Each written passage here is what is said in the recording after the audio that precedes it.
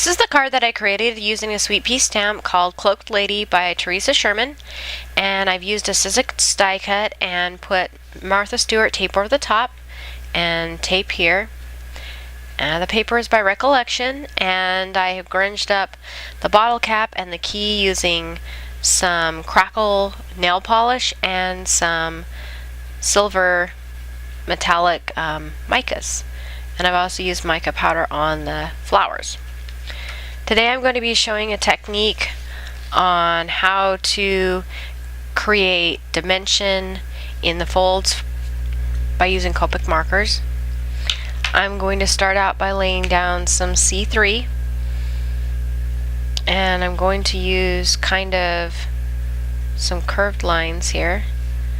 There are different ways that you can actually do this. You could start with your darkest color first if you wanted to. I'm going to start with this color just because I think it might save me a little bit of blending time. This is C9, and you want to think about where the darkest parts would be. I'm dragging down this color to be a little bit blacker down at the bottom and whiter because I want to create the illusion that the cape has movement.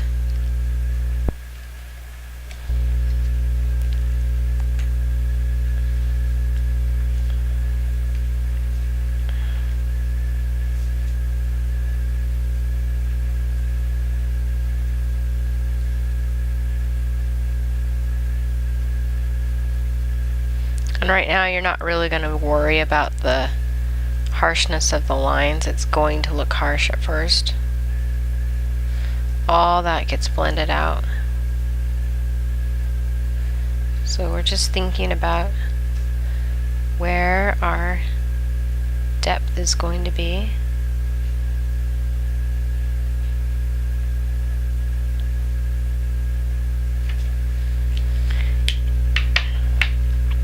Switching over to C7.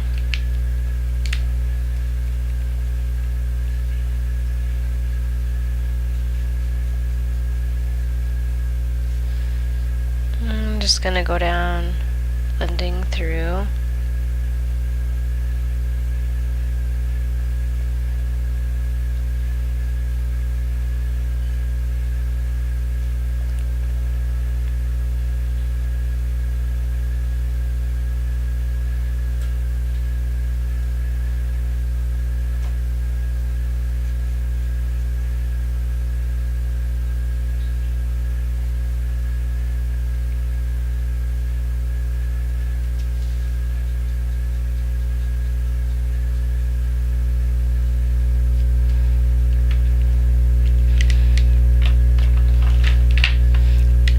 This is C5.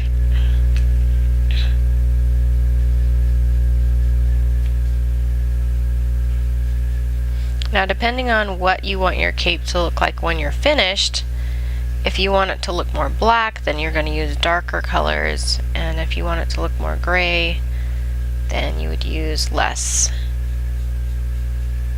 more of the light and less of the dark.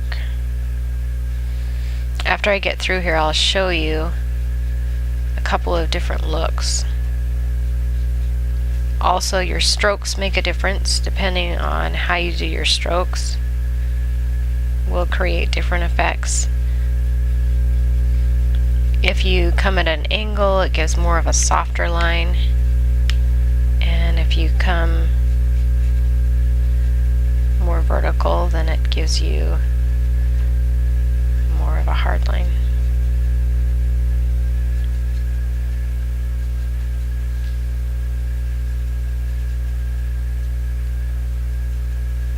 I'm blending this out.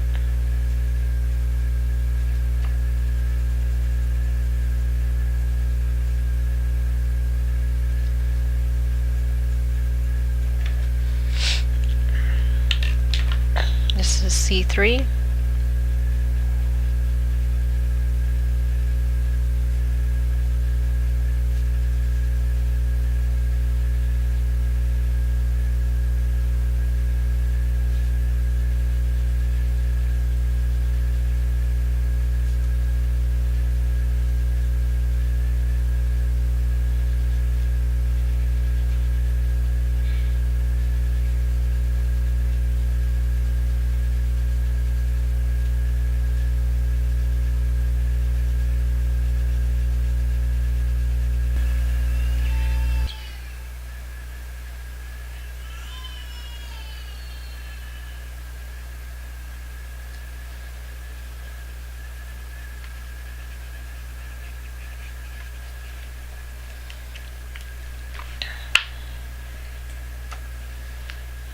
This is C7.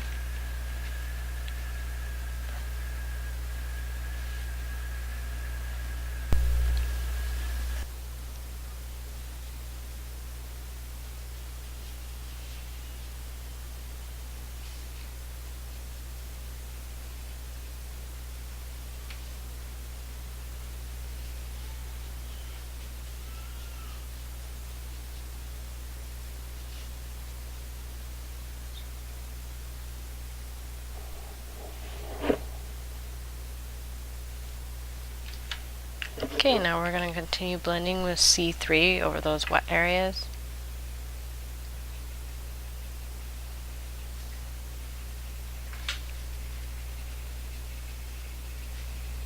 Now I'm using kind of a circular motion.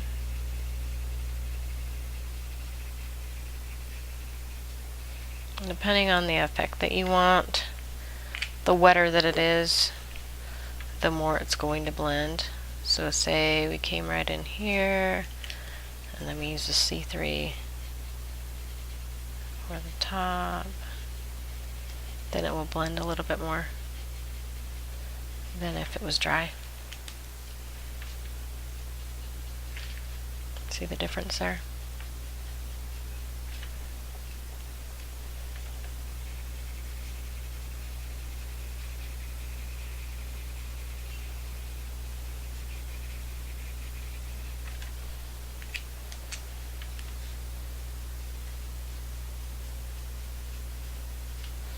I'm going to deepen the bottom just a little bit.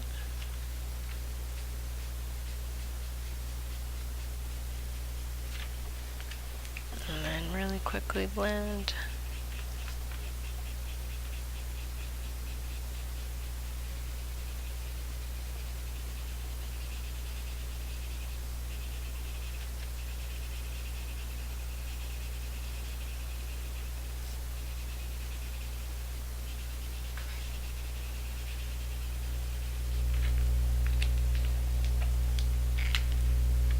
So C5,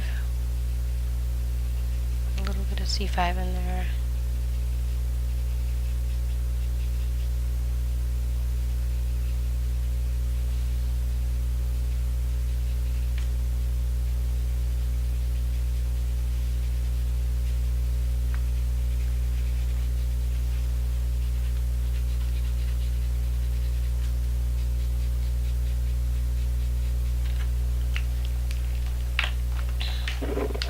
C9.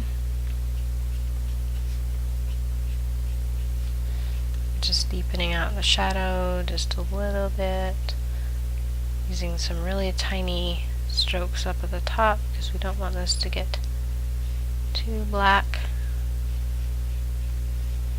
I'm just going to draw that color down a little, switch back to C7. Blend it out.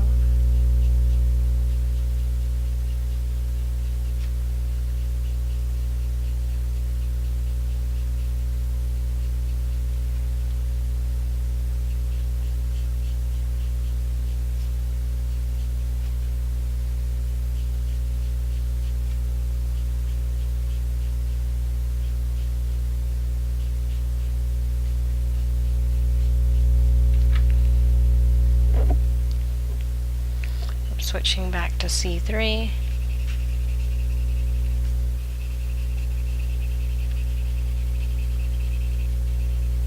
We don't want to leave too much white.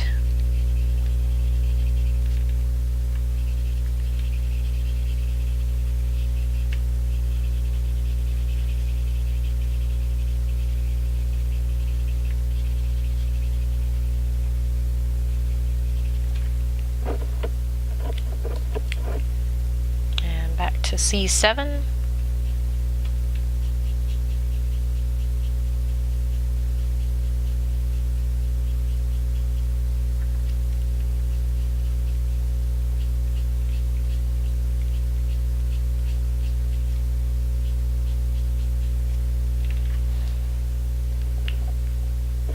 C3.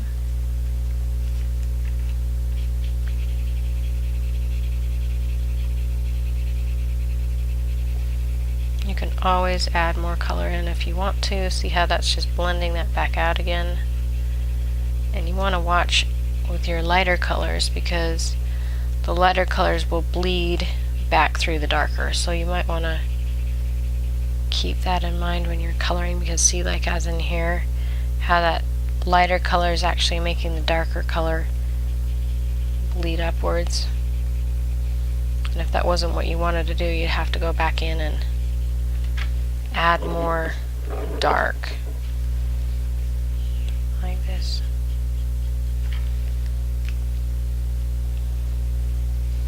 It's kind of the opposite of regular markers. It doesn't actually cover up the light ones necessarily with the dark. It does, but it just works differently.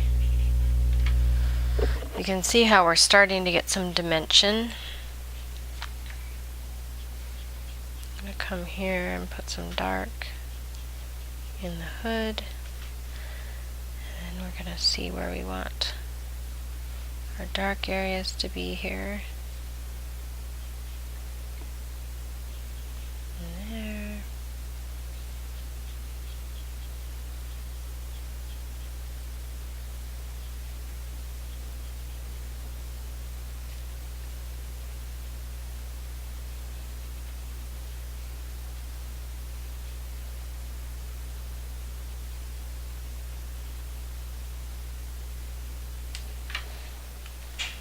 Switching to C3.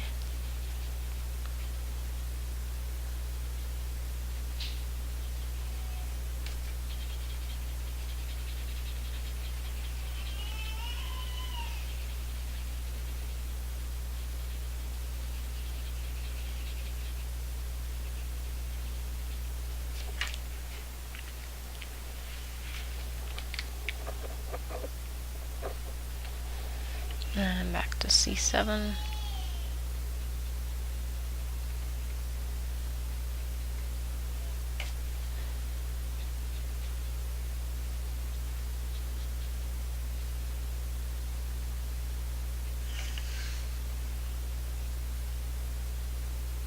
Put a little bit of dark on the edge because I don't want that to be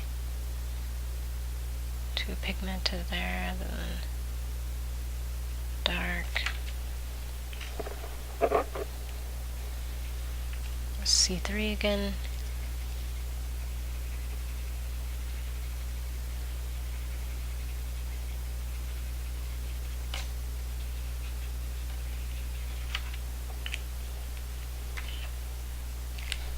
So C5.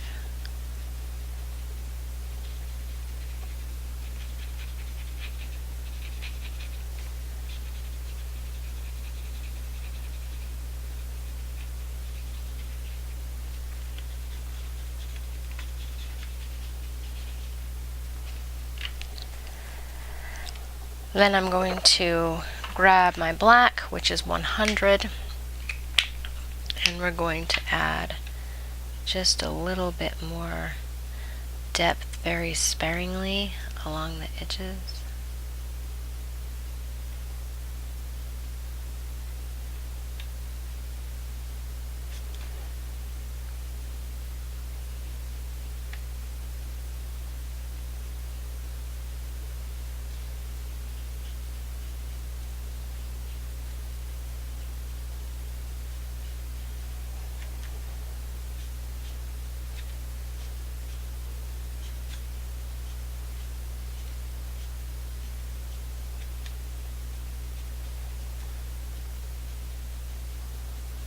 Add a little here at the top, and then I will blend that out with the C9.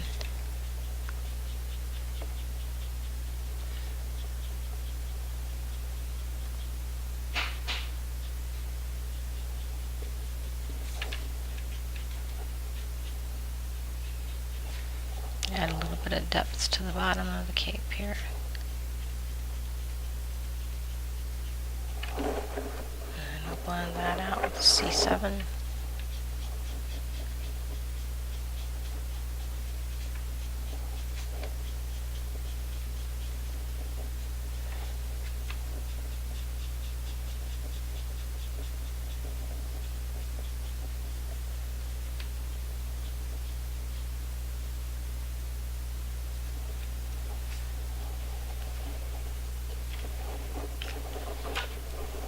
And I'm going to take the C1 and I'm just going to very softly fade out some of those highlight lines.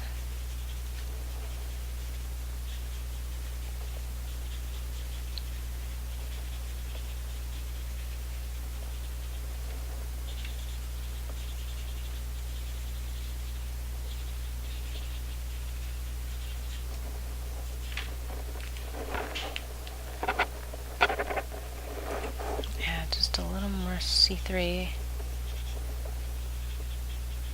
here. And just depending on the finished look that you want, there's a lot of different ways that you can do this. Some people like to have a ton more highlight than that, other people like more shadows. It just depends on your personal preference on what you want your finished look to be. I have some others here that I've colored and you can kind of see the difference. This one was colored with more vertical lines rather than curved lines. This was done with a lot more soft curved lines. So you can kind of see with them all next to each other, even just slightly, the differences how you can make each one just have a little bit of a different look to it, depending on how you blend it and the type of stroke that you use.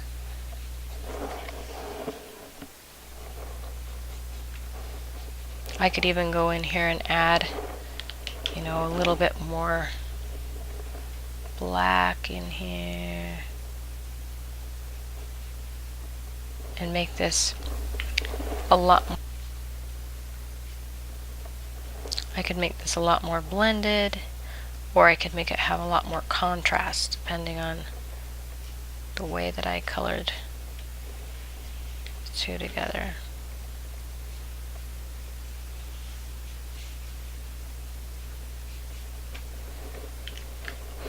There's an example of it having a little bit more contrast where the highlights are more dramatic. You can see the difference between the highlighting here as opposed to any of these others, just being a little bit more black here and contrasting. So just get out your markers and try it for yourself and see what you like. So thanks for watching.